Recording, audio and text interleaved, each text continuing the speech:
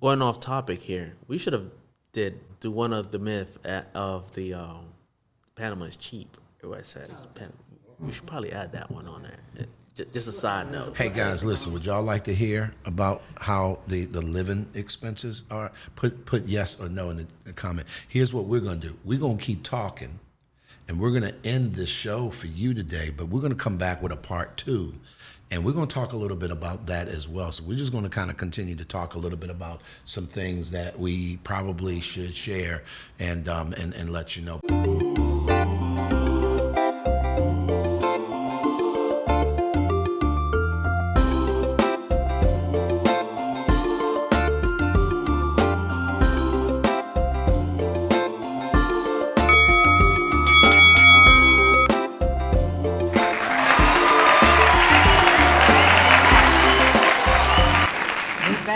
Part 2.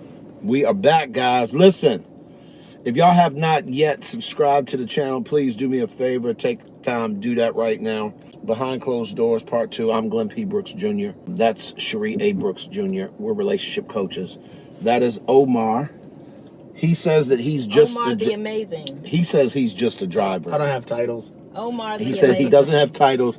He's just, it just dawned on me, Omar. He's a superhero. No, he is a superhero, but he said that as if to throw shade. I don't need no title to define who I am. Was that what that was? That was not what that was about, but it can be. Oh my gosh. He woke up and chose violence today, y'all.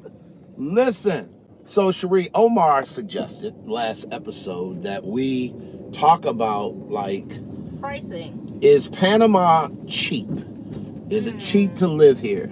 Is it cheap to do business here? Is real estate? Is all of the things? So we do have to jump out and really quickly help you guys understand. Disclaimer. We are not relocation specialists. Or real estate specialists. Or real estate agents or specialists. So the information. That's funny. So the information we're about to give you is purely our experiences and best practices. If you are serious about relocating, if you are serious about renting property or whatever the case may be here, we definitely know people that you probably should do business with. So first let's talk about when people ask, is Panama cheap? Is the rent cheap here? Yeah. That's So that's a good question, That's Omar. a loaded question. And why do you say that's a loaded question, Omar?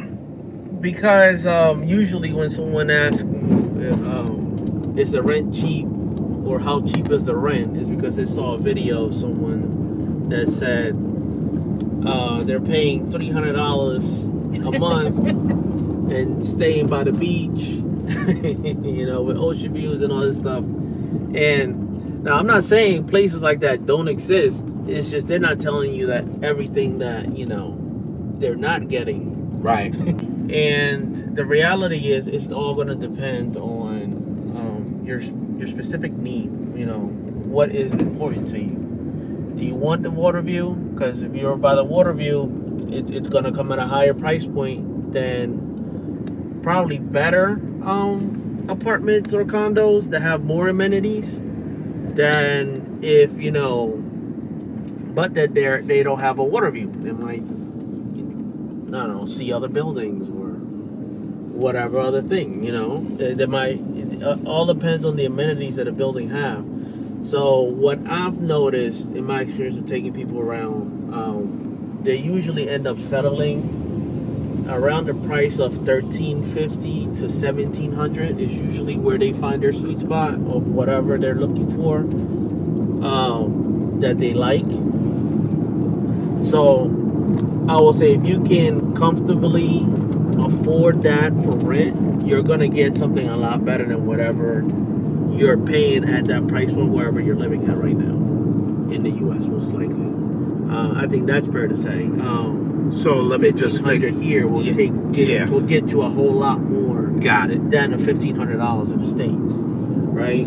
I think it just becomes a little how would you say, unrealistic when you want something in the center of the city by the water paying $700 a month. Right? Why you laughing, Cherie?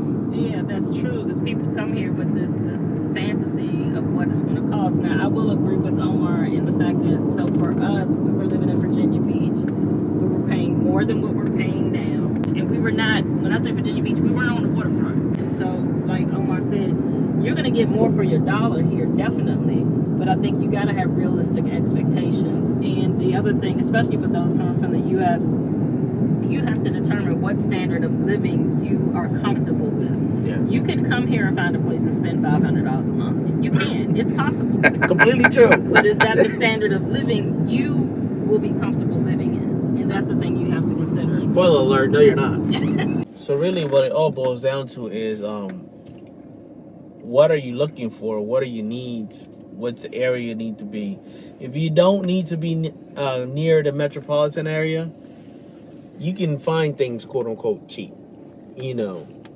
But if you need to be close to the airport, if you need to be in an area that always gets water, that has good internet. Okay, you got to explain that. Always gets water. What do you mean? There are places that don't have access to water 24/7. There are areas that do not have water 24/7. You need to have a backup system, you know, a reservoir tank, something already set up. Some places do have that. In the U.S., if I rent a property, I am not expecting to hear, and this place has running water that comes to the place, but it may be rationed here or there. Can you explain sort of the idea behind that? Because it's not something that most people are accustomed to.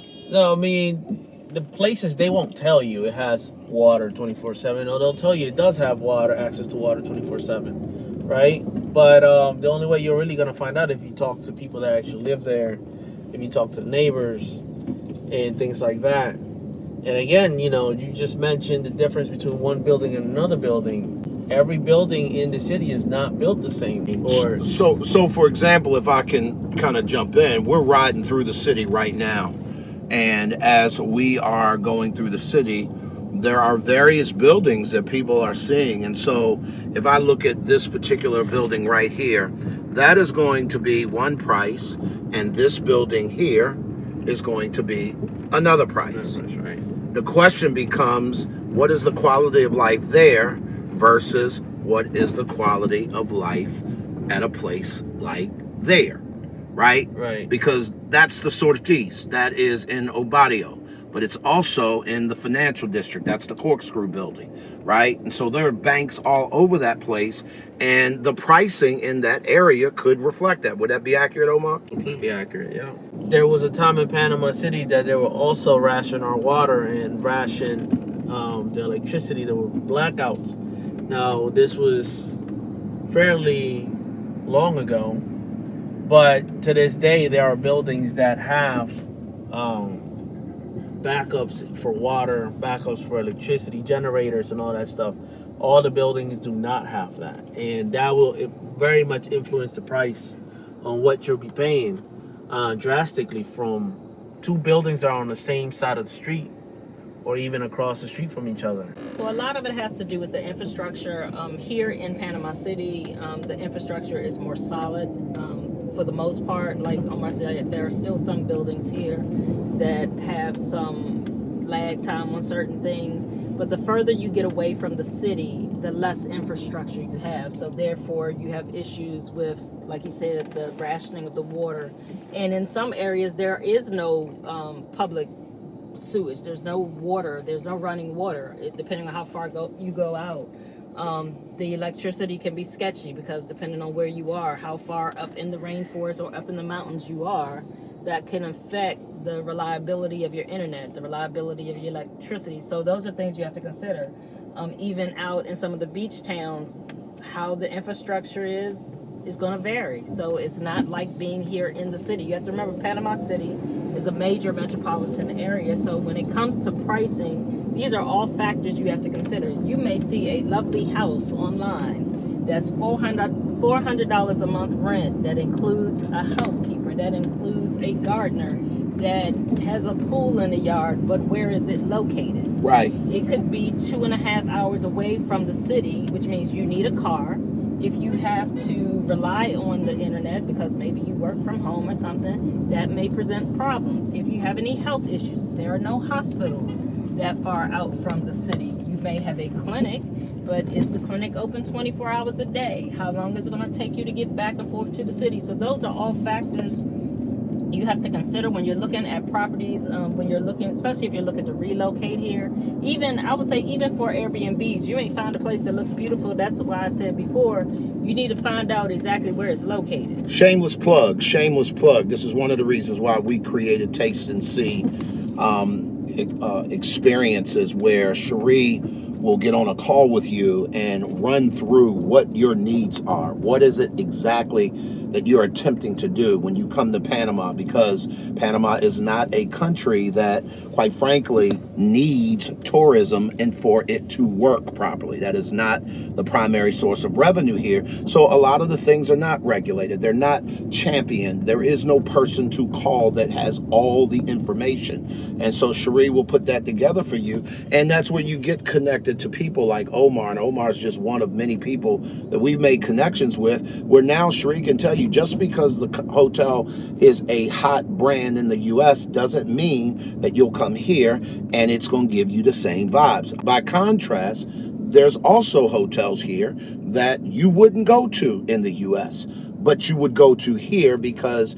it is independently owned or operated or whatever the case may be, and it has a completely different vibe. I'm sorry, babe, I didn't mean to cut you off. No, you're good. And so there are a lot of factors to consider when you talk about, is it cheap, is it inexpensive, is it, it depends on what you're looking for. So when it comes to shopping, you can shop at the most high-end malls like Multi Plaza or Soho Mall, where you can find the Ferragamos, you can find Louis Vuitton, you can find all of the high-end stores, or you can go to Albrook Mall, which is more of a standard mall. Now, the mall culture here in Panama, you go to the mall in the middle of the week, in the middle of the day, and it's packed. So people really, they utilize the malls here. They do their shopping there. They hang out in the malls, and so it's a whole vibe. But you can find pretty much everything you want in the malls, and the prices are really comparable. Like I said, other than electronics, for the most part, prices are going to be right around what you would spend in the States, especially for the high-end items. Now, you can get some deals on things when you go to the more local stores. You're going to get much cheaper pricing on items, and you can find a lot of good deals here. One of the things that I want y'all to understand, like brand for brand, you're not going to come here and get a Coach bag cheaper than you would get a Coach bag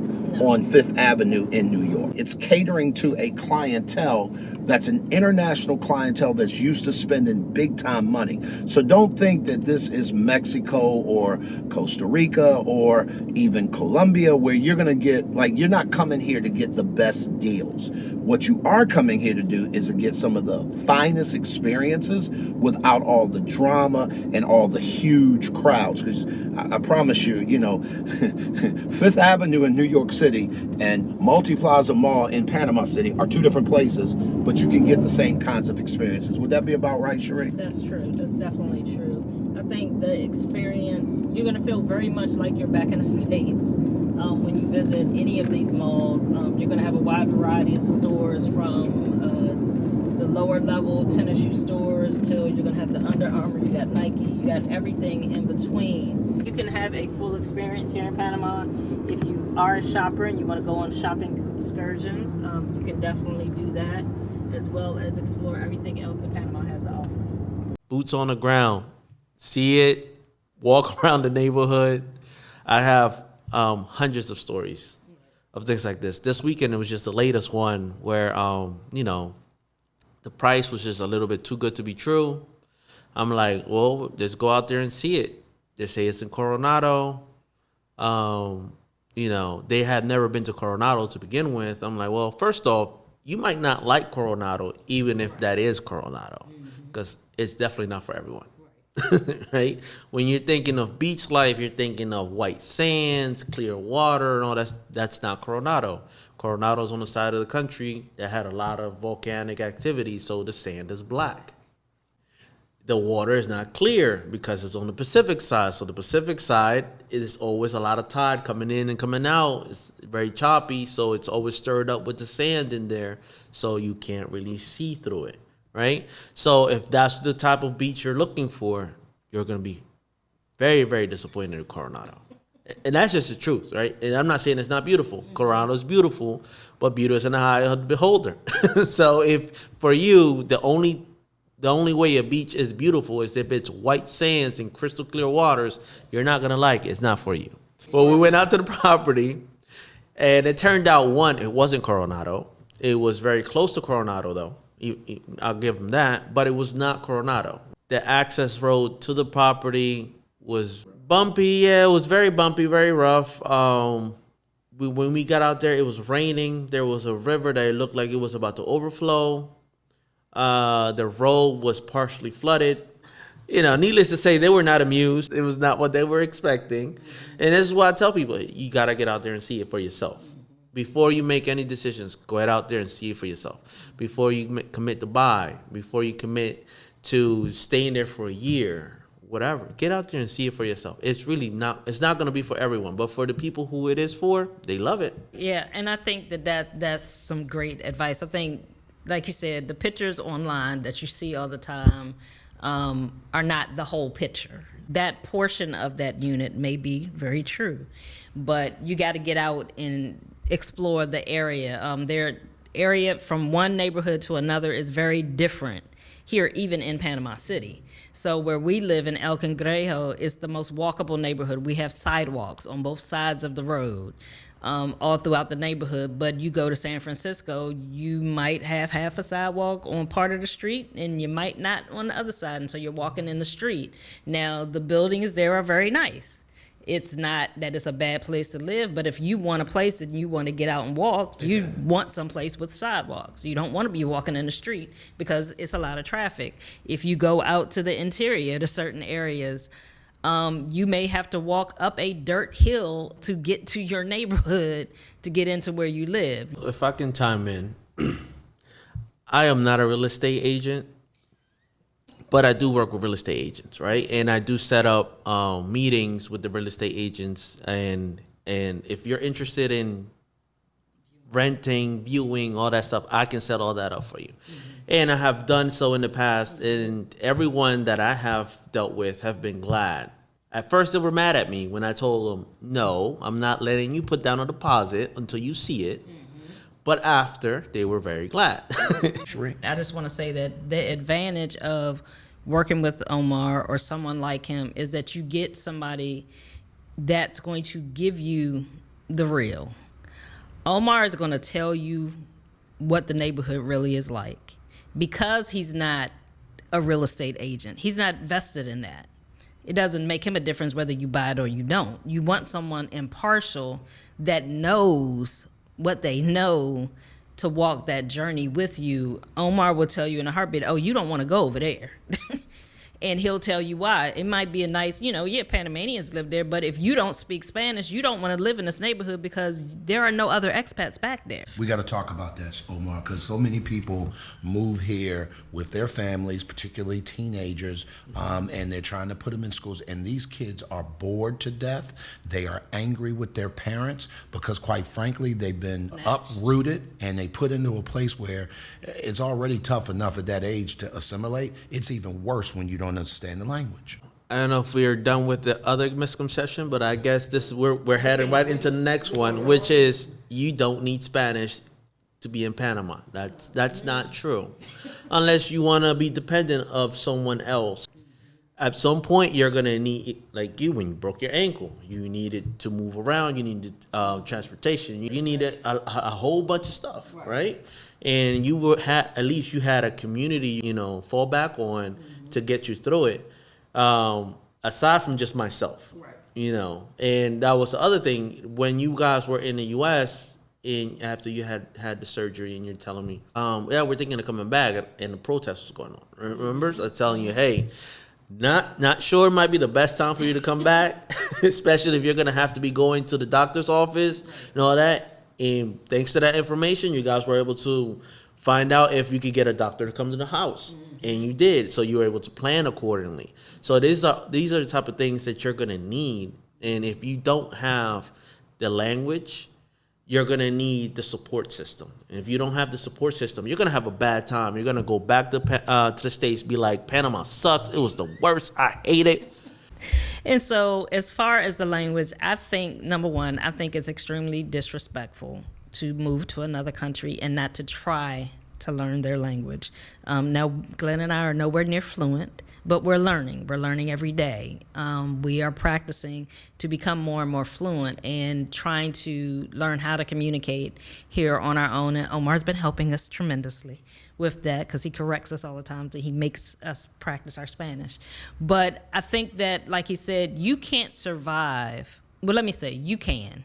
You could survive here without speaking a lick of Spanish, but your experience here is not going to be an authentic Panamanian experience. You're going to be living in your own little America or your own little Canada or your own little wherever in your home, but you're not going to have any relationships, any interactions with people here in the country that are from the country.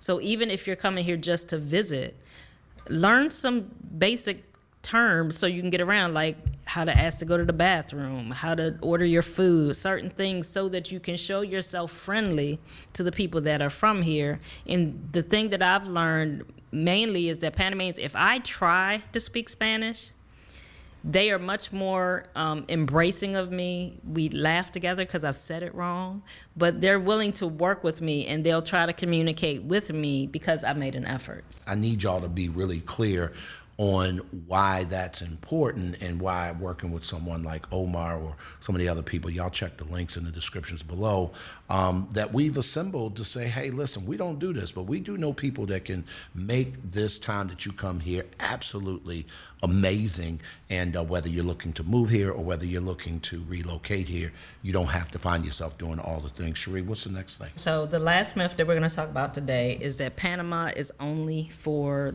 nature lovers. And what I mean by that is that when you move to Panama, that you're in the jungle and that's all that there is here. It's just jungle. Well, there's definitely that if that's what you're into, right? Got Metropolitan Park right there, which is a jungle that surrounds the city pretty much, and it's connected to. It's known as a nature corridor. So it's used by a lot of animals that migrate from North to South America. They run right through there. So this is why you're able to see so many animals when we went there. I remember we saw monkeys the other day.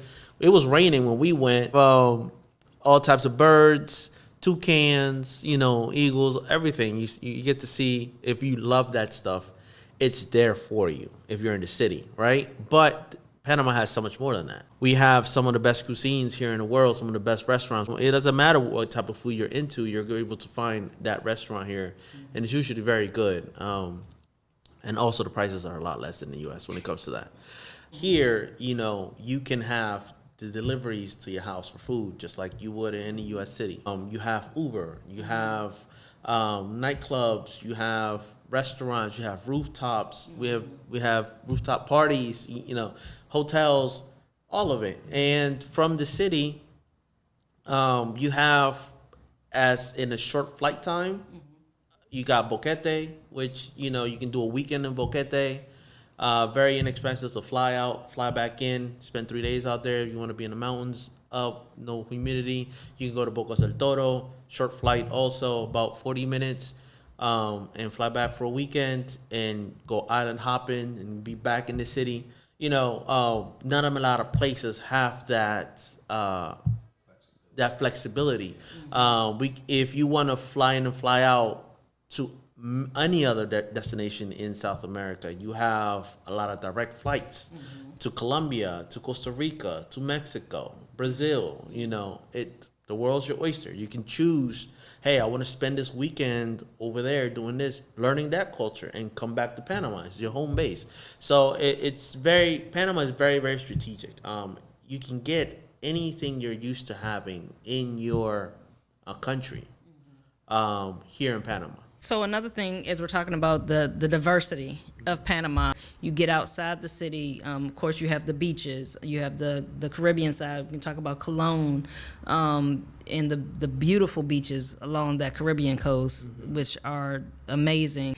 And no hurricanes. From the city, you can go out to like Contadora Island. There's so much diversity here. You can have it all within a matter of hours, you can experience so many different things. Everything is relative. Do me a favor, when you're researching stuff, research it from credible sources of people who've been there, done that. They got receipts that they can prove and help you understand, because, you know, especially if you're looking to relocate as an expat, you don't have time to spend your life savings around an area that's just not what you want. And I just think that a lot of people do the whole sight unseen thing way too willy-nilly, and it's just, I've seen the horror stories, and they're not pretty, when people lose their entire life savings because they just didn't know. Sight unseen is not the way to go. Not at all. Definitely come out here. Like, if you're seriously considering moving to Panama, and this is not just Panama, if you're considering to move anywhere in the world, visit the place first. Get connected with people that are from the area, that are known to provide a good service, and see the area first. I can speak from personal experience. Like, I could be here all day counting all the stories of people that tell me, hey, this place, I love it, let's set it up, this and that. And I'm like, oh, wait a minute, let's get you to see it first. No, I'm ready to close on it. I love it. See it first, because one, I know the area. So I'm like, I know you, I've been dealing with you for a while. I don't think you're really gonna like the area. But, you know, I think a lot of people get hit with the FOMO, the fear of missing out when it comes to renting. One goes off the market, 5 comes on the market. You know, you're always going to find something that you like. But the important thing is that you're sure that is what you like, because you're signing for a year. You know, take your time. It's not a rush. Yeah, and the last thing that I would say, for those of you that are looking to come visit Panama, unlike in many U.S. cities or other places you may go visit, you may be somewhat familiar with the area.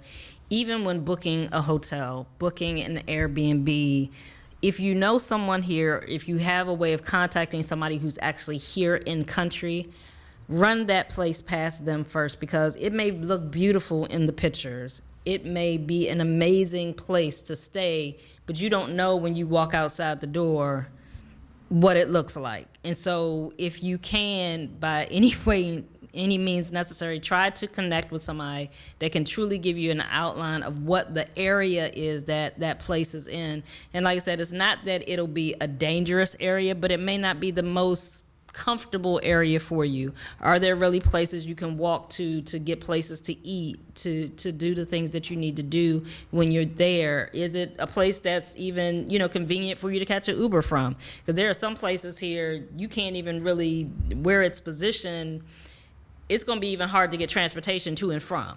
And so if you can find that out, do your research as much as you can before coming. All the pictures online, take them with a grain of salt, do your own research, and try to find out more. At the end of the day, here's what I know to be true. You can't get to any place of significance by yourself, and the reason is we because we all all need some help. Y'all be good, and we'll see you on the next episode of Behind Closed Doors with the Brookses.